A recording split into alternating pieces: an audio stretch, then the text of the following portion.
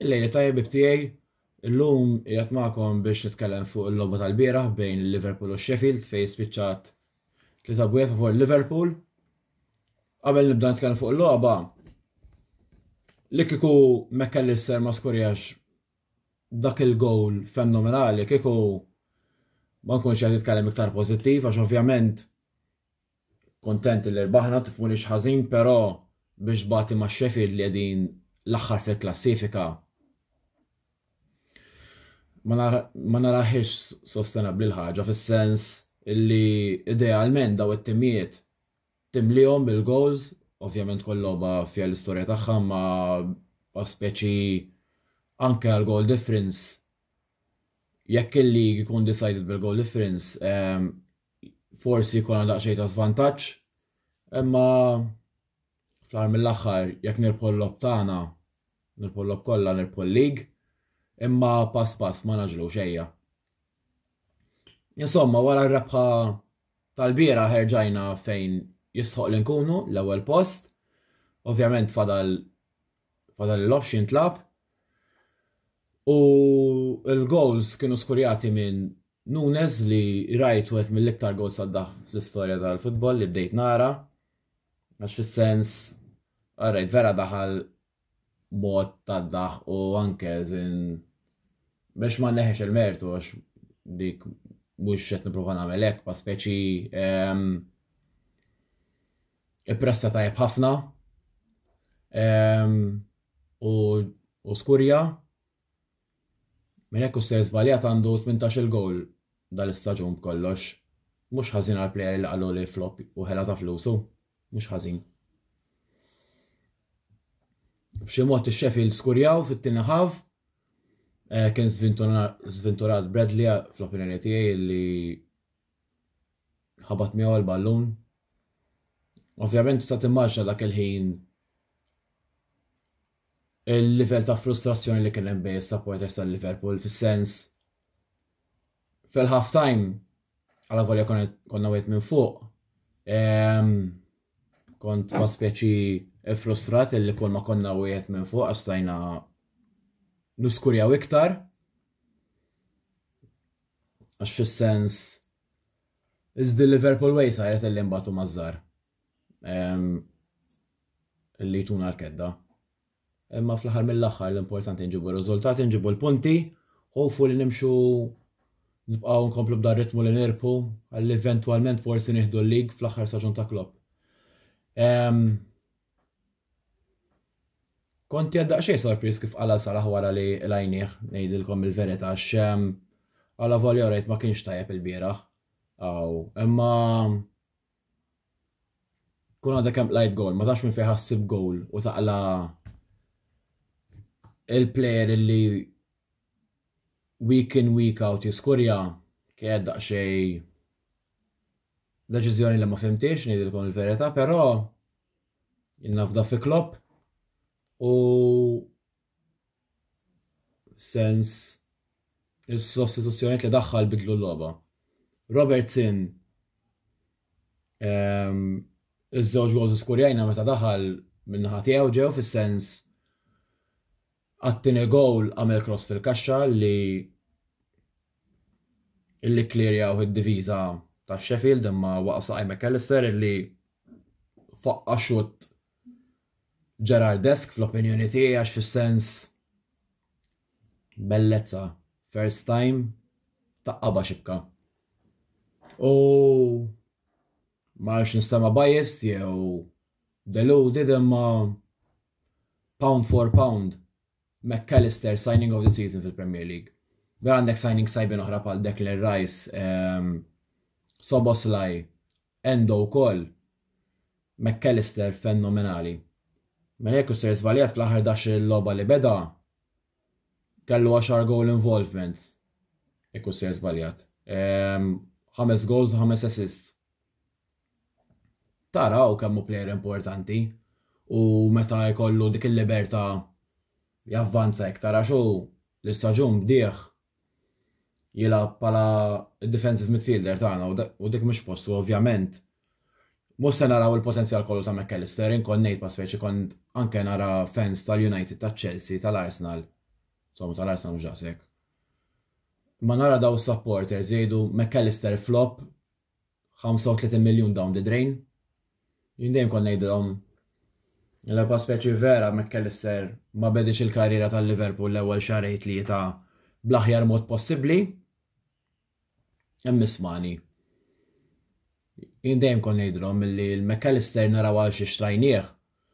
Meta narabuh fejn hu komdu jilgħab għax hu midfielder li ħobb jirriskja, jixxutja, jikkontrolla l-ballun l-logħba u hekk eżin u defensive midfielder kollok responsabiltajiet differenti, xogħolok mainly tipproteġi d-diviża.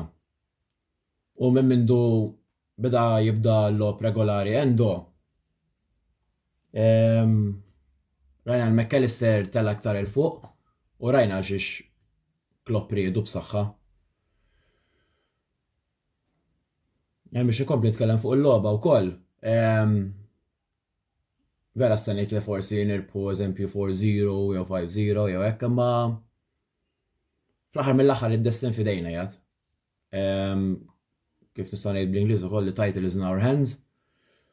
Illi jekk nirpu kull logħba għax kien fadal 8-7 m'għandix idea. Jekk nirpu tagħna il-lig ikun tagħna, ovvjament ma rridx ngħid illi nirpu kull logħba, ma xorta għandi feeling tajjeb dis-sena. U nixtieq nemmen il-isma' we have what it takes biex nirpu l-lig.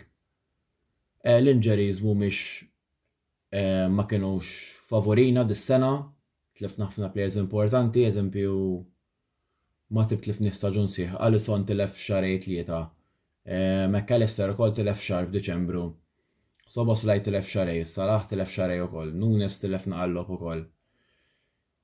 Hemm ħafna iktar, Trent ilu 3 xhur barra kważi, Robertson tilef 3 xhur, Tsimikas ukoll tilef il-lob, illi meta Robertson kien imweġġa kien jilagħbu u mbagħad weġġa u beda jilgħab Gomez, illi mindu beda jilgħab Gomez ma kellux logħba ħażina. Ovvjament quddiem il-lassa ma nsafx ngħidu l-istess għax għadna sal-lum nistennew biex jiskuri l-ewwel gowl tiegħu. Nixtieq nemmen illi jiskurja gowl qabel jitlaq Klopp. U llum logħba oħra rajna li no wonder li qatt ma skurja gowl magħna fis-sens ma tħassru tarax nixtiequ jiskurja jiena nixtiequ jiskurja. Jew forsi qed iżomm il-gowl għal xi logħba importanti, jew eżempju il-gowl li jrebbħilna l-lig forsi, jew fl-Europa League Final. Ma nix nidher li qed noħlom jew hekk imma nixtieq li nara l-Gomez jaħassra jiskurja. Insomma, issa għandna logħba jibsa, ovvjament kull logħba fiha l-istorja tagħha, kull logħba tkun jibsa, ma speċjalment nhar il-Ħadd ħalabu kontra l-United ġewwa Old Trafford, l-ewwel ħaġa nixtieq nittama li Endo ikun jista' jibda għax kif nafu jew kif ċertu nies ma jafux il-bieraħ tilef il-logħba għax il-coach ikkonferma li kellu knock, speraw li ma tħallex barra l-logħba tal-Ħadd għax ikollna bżonnu. U nixtieq nemmen li Liverpool ħajorġu biħdura wara li qlajna fl-FA Cup illi kien it-tort tagħna x'pa speċi ma labniex ħażin imma fallejna chances u anke deċiżjonijiet li għamlu kemm il-players kemm il-coach din qed taf fl-aħħar video li tkellimt jien eżempju mal-Brighton jew mal-Brighton u mal-United ukoll meta kelli konfront dirett ma' Brady. Qed li we only had ourselves to blame għax Klopp ma fim ċala per eżempju Salah, Szoboszlai u Robertson labhom logħba sħiħa mal-Isparta li konna 11-2 aggregate. Bat mal-United labhom ħaf. Dik ma fimtix. Tlifna chances ukoll kellna eżempju sitwazzjonijiet fejn konna kontra-attakk 5 kontra 2. Deċiżjonijiet żiena jew il-players m'għamlux il-ġerja tajba jew l-attakkant ma jagħmilx il-passi tajjeb ukoll ġifieri jiswu tlifna chances ukoll. United ukoll telfu chances imma fl-aħħar mill-aħħar huma ħadu chances li biex javvanzaw għal fażi li jmiss. Insomma, nittamaw li nkomplu b'dan ritmu li nirbħu. Jena naħa tiegħi għana laqgħu għax inkella l-editorju Ote Gerger għax il-bira ħamela ċara li prova nżommu qasir kemm jista' jkun għax minna li għalli li ħajkun hemm erba' fl-istess video ġifieri. Għata level qosor.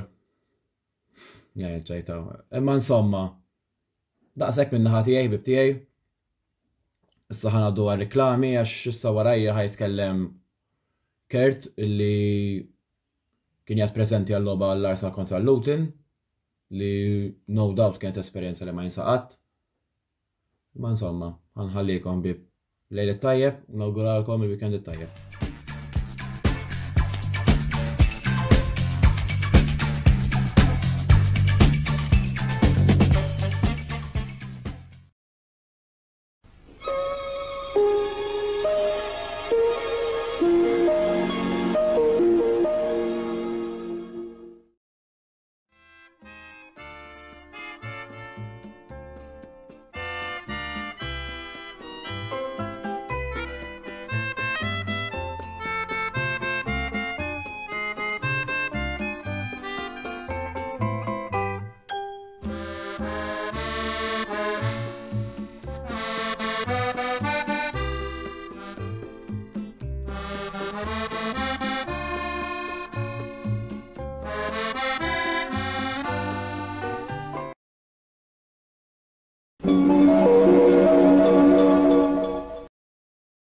Wasal eluq żmien ommok, missierek, jew xi ħadd minn tal-familja, għandek xi okkażjoni jew xi attività mal-ħbieb u trid issib restorant tajjeb b'ikel ġenwin u prezzijiet qalbut ta' kulħadd? Post wieħed għandek issib El-Katalan tax-Xajra fejn issib għażla vasta ta' pizza, pasta, grills u għaġin f'atmosfera b'element familjari. Għal bookings ċempel fuq 21-800-997 jew żur is-sit tagħna għal iżjed informazzjoni. El-Katalan, ir-ristorant għalik.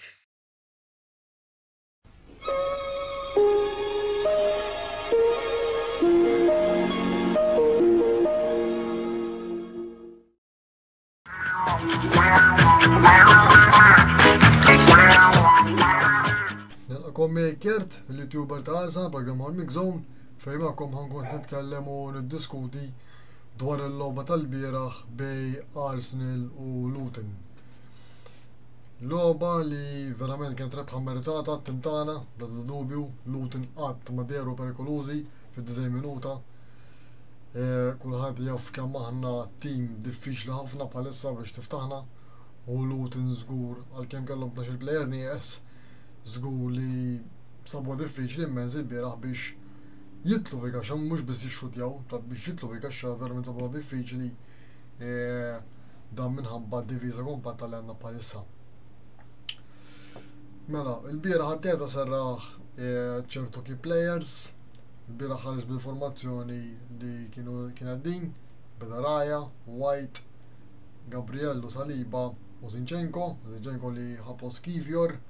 Fin-nofs Party u Smith Rowe il-bieraħ kellu partita verament pożittiva, man of the match performance, involut fi 6 goals, dal-players żgur kull supporter bħali verament ħedu gost narawh meta jibda jilgħab mat-tim, dan għaliex huwa he's one of our own ukoll, Smith Rowe, u d-diemhom kien hemm Odegaard, u veri oħra verament strumentali tal-captain tagħna.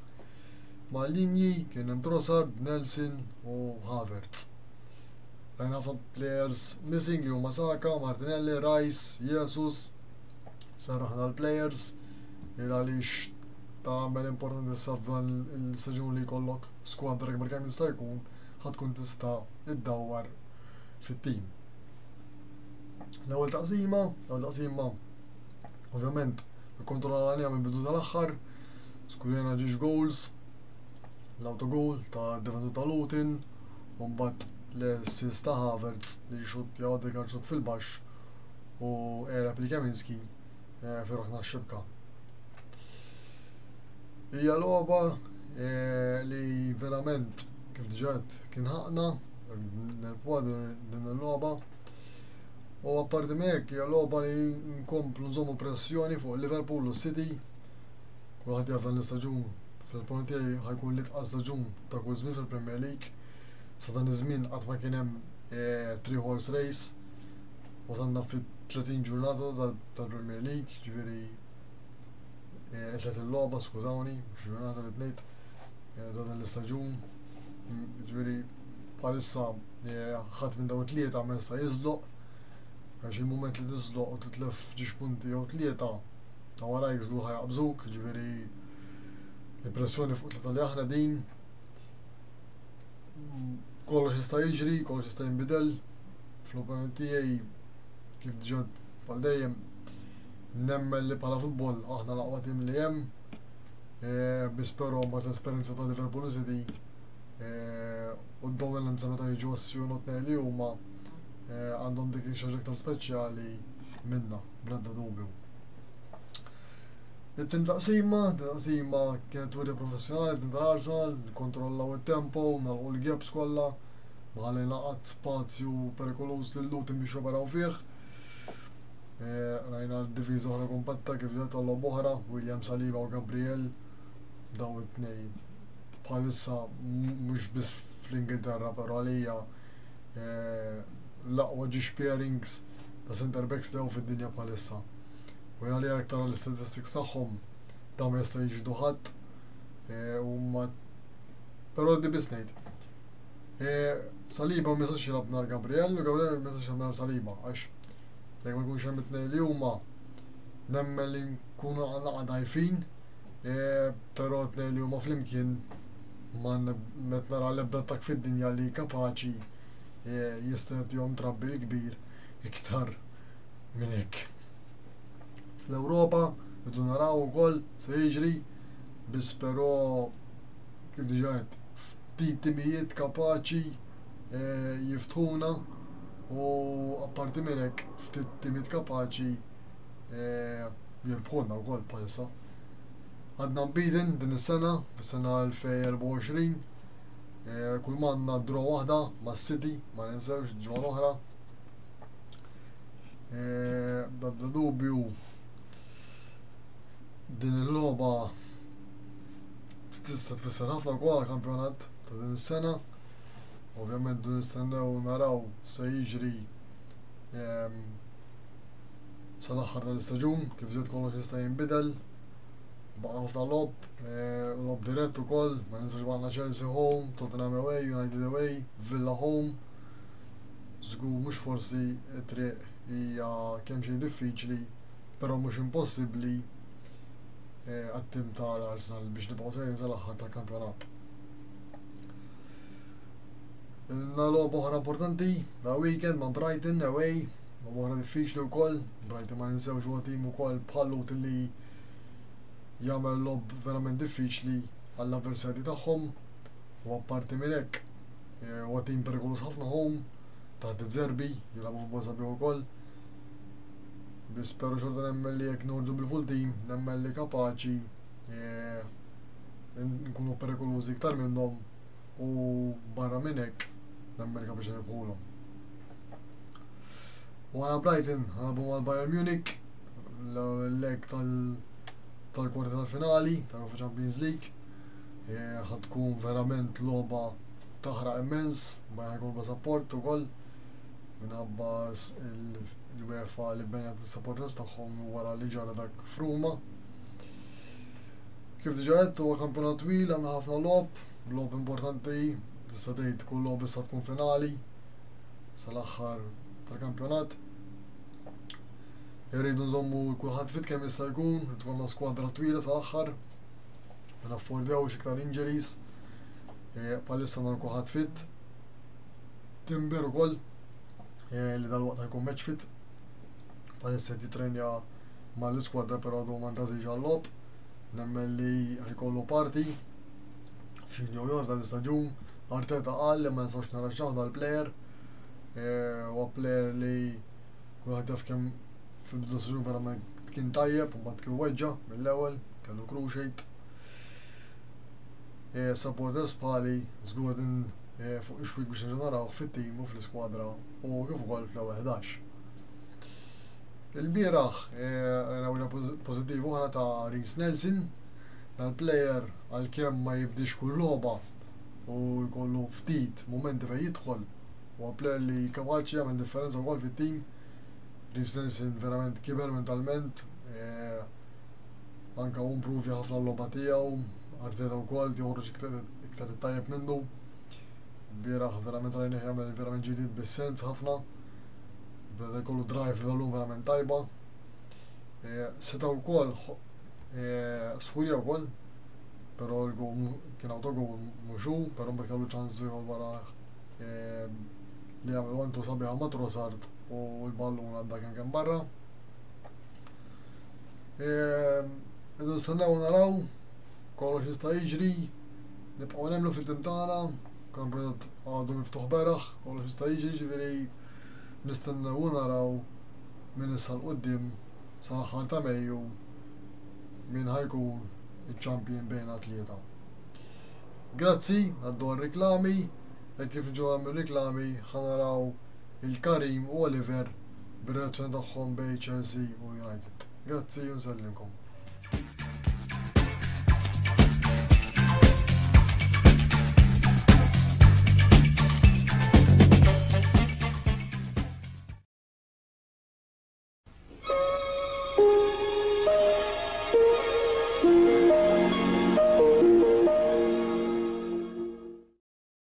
Wasal iż-żmien mistenni minn ħafna dilettanti tal-futbol, iż-żmien li naqdu l-album tal-Kampjonati Ewropej UEFA Euro 2024 se jkollna fil-Ġermanja fis-sajf li ġej.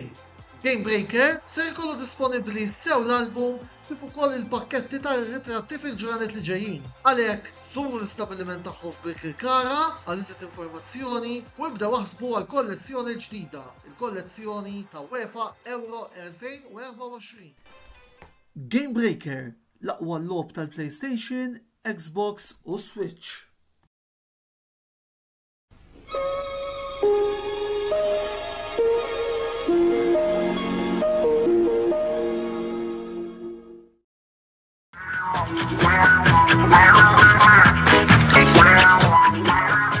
Nsemmel kulħadd Chelsea 4, Manchester United 3. U ngħidu proset lil Gary Neville tal-laqam li tagħna diblu £1 billion bottle jobs għax naħseb kien statement li waqgħet fuq għax kieku minn floku jien ma kontx naġġel u ngħid dak id-diskors speċjalment meta t-tim tiegħi qiegħed mhux il-bot minn dak it-tim li tajtu l-laqam, sa mhux irbaħnilkom ta' imma aħna għagwiet għax taqt aktar sigura aħjar. Insomma, naddu għal-logħba. Kienet logħba li mhux billi ma' Chelsea imma l-affarijiet kif huma. Żewġ timijiet kemm u kemm United. Minnu neutrali minn kemm daħaq u ċaċraw għax ġiex timijiet għal-ġol ħajt. Għal-ġol ħajt. Żbali, ignoranza, ġiex coaches qas jafu x'qed jagħmlu, substitutions bla sens. Ma hekk, inġelis ukoll għax tittej kollox it-tnejn huma kemm aħna kemm huma, tara l-bank tfal qastaf minn huma jew press qastaf minn huma. Ġifieri xejn ma nafx tagħmel dak huwa l-istat taż-żewġ clubs, però mill-United ma interessanix. Ħadd pjaċir ħafna li erbaħnilu ma xaw erba' tal-United hemm bżonn iżommu saqehom mal-art għax jaħsbu li għadhom fi żmien Ferguson. U l-istess salina Chelsea li hawn min għadu jaħseb li għandna fi żmien Abramovich u l-affarijiet inbidlu. Ngħaddu għall-logħba. Mela, ħareġ bl-istess line-up ta' kontra ta' kontra l-Burnley, sorry. 4-2-3-1, l-istess players ħareġ li bil magħha għax żomm l-istess tim. Prova, ma tantx biddel ħafna x'inkella ma taqbad konstanza qatt. Ħriġna tajjeb l-ewwel kwarta speċjalment, skurjajna gowl ta' Gallagher li kellu jġibu Onana, ta' Cross Gusto flik jaħvaran, u xutti Gallagher kelli l-ewwel keeper, Onana s-soltu, żballiħon. U t-tieni gowl penalti, jiena kieku ma taħx, ma kontx ħanoqgħod niġi jew ngħid tisma' x'ma taħx, però tidu tifhmu ħaġa. Illum hemm il-VAR. Il-VAR mal-inqas kuntatt li ħajkun hemm. Għaddi ħadbet fitxu l-VAR, il-kuntatt. Ħaddih penalti. Mela għaliex inti Anthony qed jarku korla diħel miegħu u ħareġ saħħ. Għaliex? Ħaddih deċiżjoni xi referi. Mhux ovvja li ħajtih, issa soft, mhux ovvja li soft u ma naqbel xejn bla sens. Il-futbol fottewh. Imma hekk huma l-affarijiet. Ġifieri Mbagħad jieħu żball Caicedo u minn hemmhekk beda l-bordell. Li jiena xorta l-kemm żball Caicedo bada xi stennejt aħjar għax Disasi fit-tinħaf għamel l-istess żball ta' pass fiċ-ċentru, għamel ġirja recovery tackle il-ħollu ndrebħu. Sa bada xi nkunu ngħidu li ħel minn Disasi, però bada xil ma nafx fejn jgħid, imma se kienu fuqu. Iktar qudiem. U bada ġibulna draw kontra-attakk Bruno Fernandes bir-ras għax il-pjanta United der għax il-bieraħ il-kontra-attakk. Naħseb konna overall aħjar aħna x kontrollajna aktar il-logħba, kellna aktar xuttijiet u aktar possess. Meta ngħid aħjar mhux ġifieri tfejnihom imma naħseb iktar konna aħjar imma huma law ukoll. U għaterqatna l-astabel l-ewwel ħaf Gallagher u tintem l-ewwel ħaf u fit-tinħaf kienet is-soltu storja noħorġu u ħammutu, imma ma kienx il-każ, anzi ma nafx kif. U komplejna, nikkontrollaw speċi l-logħba, ndaru nippruvaw nifhom u mbagħad huma kontra-attakki u hekk. U jieħu żball Badaxil, ma nafx ipprova jagħmel jien. F'nofs il-ground, ma nafx ipprova jagħmel f'nofs il-ground jien. Mbagħad cross bellezza ta' Anthony bl-inside, cross tal-blieħa. U Garnacho kemm flik jaħ bir-ras u ta' bit-tnej, u jien qed tara xarru każa tnej b'xejn insoltu storja ħanfottuha. Qed mhux ta' b'xejn bottle jobs imma insomma. Mbagħad kemm kien baqa' ħin bdew jitlu naqa' players bħal Sterling, Chukwuemeka, Gilchrist, Chalobah, Madueke. Daħlu ftit però Chukwuemeka kien jagħmel impatt għax oħrajn ma tantx kien hemm messaġġ. Sterling prova ma kienet kienu wisq kompatti United mbagħad bdew iktar jagħlqu.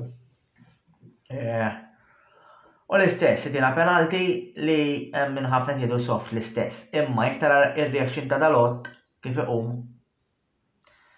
wiċċek x'kultant jixfek. Ma naħseb wiċċu kixfu li għamel xi ħażina. Soft iwa imma għaliex daħal ġo fih intelaq ġo fih l-istess qed tagħti option ir-referi biex jara l-VAR qed jarak tintelaq fuqu u x'ħajamel. Ħajkollu jimxi mar-regoli u ħajkollu jtieħ. Issa mhux ngħidlek kaxawwirija, tista' tkun kontrija. Naive defending, ma tistax jekk taqflu ma' il-VAR, tittaq iktar affarijiet minn qabel jaf kont minn hawn minn hemm tgħaddi mal-oħrajn. Imma llum ħajprovaw jsibu l-inqas kuntatt biex ituħ penalti. Hekk hija l-affarijiet, allura inti tifku wise. Tal-kummedi, imma ovvjament faċli ngħidha minn hawn tkun hemmhekk pressure jaf daraħ ġej waħdu għal ħanqastu insomma whatever. Penalti 3-3, Palmer qed tejjel inqas draw. Għax United dejjem hekk ġifieri ngħidu kif inhi kieku naħseb ħarġu brebħa ma nix tkun meritata għax naħseb draw kien fair result. Allura rebaħna draw naħseb għax it-tnej ħadd m'għamel biżejjed biex jirbaħ naħseb aħna konna l-aħjar imma ma m'għamilniex biżejjed biex nirpu għax il-United kellhom iċ-ċansijiet tagħhom ġifieri ngħidu kif inhi. Mbagħad minn hemmhekk ħarġa l-grinta inkredibbli minn ħadd tal-plejers ta' Chelsea, ma nafx kif. Kien hemmhekk tal-ħeġġa tal-bieraħ imma lejn l-aħħar jisna hekk li naħseb ħanġibu ħidru. U xutja Palmer deflection 4-3, ovvjament delirium, il-ground sploda. U rbaħna 4-3. Ħadd biex ovvja, Palmer ta' xeqa u erba' ta' United dejjem jajruni u dejjem jaraw kbir għax kif dejjem ngħid jiena aħna SS level, m'hemmx differenza. M'hemmx differenza, it-tnejn nofqu flus bla dodge, it-tnejn daħqu n-nies, jiena kif narajna u minn ma jaqbilx miegħi u no problem, però United ġieli jabu ħażin u jirfu, aħna nilabu tajjeb u nitilfu. Dik id-differenza. Ġifieri m'hemmx ħafna punti tista' tlaqqas, għandhom xi 8 punti aħna bżewġ logħbiet neqsin jew 6 qas naf kemm eżatt għax ma ċċekkjajtx ma tgħidx każ. Ġifieri jew 5 punti, ma nafx għax hemm logħbiet neqsin u allura ma tantx jisni nikkalkula x'irridu nitlabu l-ewwel biex tgħid fejn qiegħed. Jien min-naħa ta' Chelsea issa l-logħba li jmiss għax kont ħaninsa. Fuq il-players Petrovic ma tantx ma jagħmlu żbalji, kienu gows li forsi dejjem naqajja fuq il-ħarġa ma Garnacho daħal qablu. Gusto tajjeb ħafna kien, is-soltu, Disasi mhux ħażin, Badaxil daħna, ma nafx ġarru dal-plejer, ma nafx kif jisu waqaf jisu nesa kif jilgħab il-futbol, ma nafx. Korella tal-ju, ġennu naqra inti mhux ħażin. Kajsedu l-ewwel ħab diżastru, tieni ħab mhux ħażin, improvja, Enzo Meraviglia, Amerika veris tajbin u kal-final tiegħek kien tajjeb ħafna. Gallagher l-ewwel ħab eċċellenti, it-tieni ħab għas jaffejkin, speċjalment fejn jidħol bl-imsaqaħ tal-erba' crosses fuq in-nies.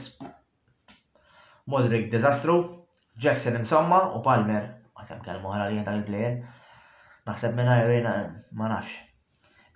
Tinduna mill-environment kien ġeju, treble winning side, coach Guardiola, winners madwaru, il-mentalità tiegħu jaqbad il-balluna jaħan komplu, mhux kif ġibna draw qabad għalejja ħamorru rebħa, tinduna l-mentalità tiegħu, jiġifieri. Fuq il-coach m'hemmx ħafna xi tgħid, l-istess bla sistema konna, erbaħni bl-individwali, soltu Palmer. Mill-bqiegħda kollu sa Sheffield United away narħat nisperaw li nirpu għax inkella tkun għal xejn. Imma nimxu logħba forsi nitlu mqar Europa League għax nippreferi Europa League minn Conference ovvjament. Jiena minn nagħti dak kollu issa ħajt il-kummentu tiegħu Oliver u ħajt jaħsebu il-lelet tajjeb u nsellmilkom. Insellmilkom jiena Oliver Xikluna ili ma nkun naqra magħkom. U fl-assenza tiegħi kien qed jagħmel il-kummenti dwar il-lob il-ħabib tiegħi Brady Buġejja. Illum qed nirritorna hawnhekk biex nagħmel l-argumenti, il-kummenti tiegħi dwar il-logħba bejn Chelsea u Manchester United li ntlabet fil-Stamford Bridge. Ħan iddikjara li ninsab ferm disappuntat u perpless bis-sitwazzjoni tal-United, forsi f'xi momenti niġu hawnhekk qudiemkom u ħossna li sejrin tajjeb wara xi rebħa eżempju bħalma minna kontra l-Liverpool. Imma l-fatt jibqa' li l-konsistenza fit-tim tal-Manchester mhix qed hemmhekk. Il-bieraħ rajna żewġ timijiet li din dan l-istaġun batew u anki għalkemm kienet logħba li ma tiddejjaqx tara, imma kienet logħba bejn żewġ timijiet li tattikament huma batuti ħafna. Jiġifieri dik xi ħaġa li min jifhem fil-futbol jista' sew jinnota. Il-logħba rajna istanzi differenti, pressjoni mill-tim ta' Chelsea ovvjament kien hemm. Jiena nemmen li t-tim ta' Chelsea on paper bħala players huwa tim naħseb aħjar mit-tim tal-United. Tajjeb li nsemmi li waqt il-logħba tal-bieraħ għalkemm għamel penalty li kien żejjed fl-opinjoni tiegħi huwa plejer li maqdar ħafna jiena Anthony. Kien plejer li lab tajjeb fl-opinjoni tiegħi il-bieraħ. Plejer li mexxa il-ballun, sab pożizzjonijiet li jista' jikkrossja, fil-fatt wieħed mill-goals li jagħmel Garnacho bid-daqqa ta' ras kien cross minn Anthony. Jiena wieħed milli nikkritika ħafna lil Anthony, imma Anthony l-bieraħ kien plejer li li t-tim tal-United ikollu logħba mhux ħażin. Ir-riżultat huwa li huwa, ġifieri għalkemm il-United dawru l-partita minn 2-0 minn taħt għal 3-2 minn fuq, din it-tidwira daret fil-60 minuta, kien fadal iżjed ħin biex tispiċċa l-partita u sfortunatament nerġa' ngħid naħseb jiena ħajkolli nitfa' l-enfasi fuq il-żbalji tattiċi ta' Ten Hag. Ten Hag ma jiddefendix ir-riżultat li jkun qed jilagħab għalih. Naħseb anki bħala subs jiena ma tantx bilt ma' subs li għamel il-bieraħ. Kambwala ma kontx noħorġu, plejer li ma tantx għandu esperjenza. Għandek plejers oħrajn bħal Mason Mount, naħseb jiena li għadu ġej minn injury u toħorġu kontra Chelsea, kontra l-ex team tiegħu, ma tantx tgħidu li ġifieri qatt misejjela kontra Chelsea li mhux qed ngħid hekk imma jrid jgħaddi naqra żmien. Fil-fatt ma tantx intlaqa tajjeb fil-ground u nemmen li dik il-laqa li kellu ma tantx anki psikoloġikament tippreparah biex jagħti l-atmos tiegħu. Ħareġ fl-aħħar 5 minuti, però kien hemm 8 minuti u żejda oħra fil-logħba, 8 minuti li determinaw il-logħba li telfu il-logħba lil-United. Xi ħaġa li ma nistax nifhem ma tantx għadni nindeċiż fuqha u bajt naraħ huwa il-penalty l-aħħar penalty li jingħata meta dalwat jidher li żelaq u jidher li laqat il-plejer li ieħor u l-plejer li ieħor ovvjament ħal opportunità u ntefa' mal-art ukoll. Mhux ħanejt li mhux penalty, ma naħsibx li għandi dak l-expertise li niddeċiedi fuq dan l-ambitu, imma kieku jkolli niddeċidi jien ma kontx naraħ penalty. Il-logħba ovvjament svolġiet kif svolġiet u mbagħad għax kien hemm ix-xut li ġie deflected minn xut ta' Palmer li ġie deflected minn Scott McTominay u daħal u l-logħba spiċċat hemmhekk. Ġifieri jien ninsab diżappuntat immens li tlifna 3 punti minn ħalqna. Naqqasna d-distak bej it-timijiet ta' warajna, ġifieri t-tim ta' West Ham, tim ta' Chelsea stess, u naqqasna ċans ovvjament li nitlu mal-aħħar 4 għax id-distak issa qed jikber. Il-logħba li jmiss nafu li se tkun diffiċli immens kontra t-tim ta' Liverpool. Però nixtieq nagħmel l-aħħar kumment fuq il-United. Il-United minħabba n-nuqqas ta' tattika li u naqqas ta' viżjoni u naqqas ta'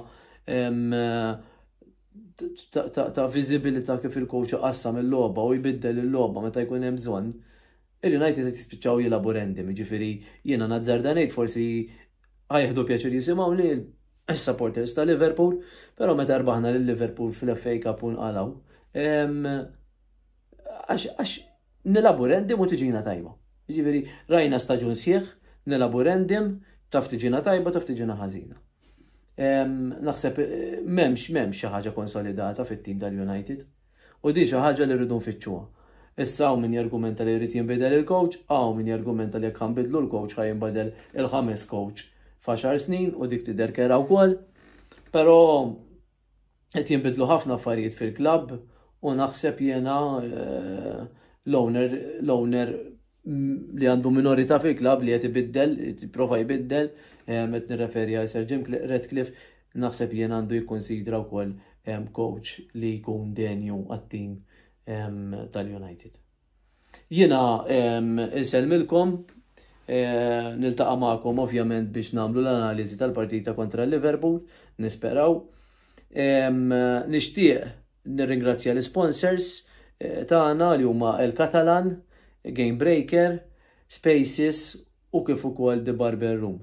Infakkarkom ukoll biex issegwu il-kamra ta' YouTube tagħna, l-istazzjon ta' YouTube, skużawni, il-kamra sportiva, issibuh. U infakkarkom ukoll li il-programm li jmiss ħajkun nhar il-Ħadd fid-9:15. Se jkun hemm ukoll reazzjonijiet minn Antonello l-editur tagħna fuq il-Grand Prix tal-Ġappun. Nirringrazzjakom, insellmilkom.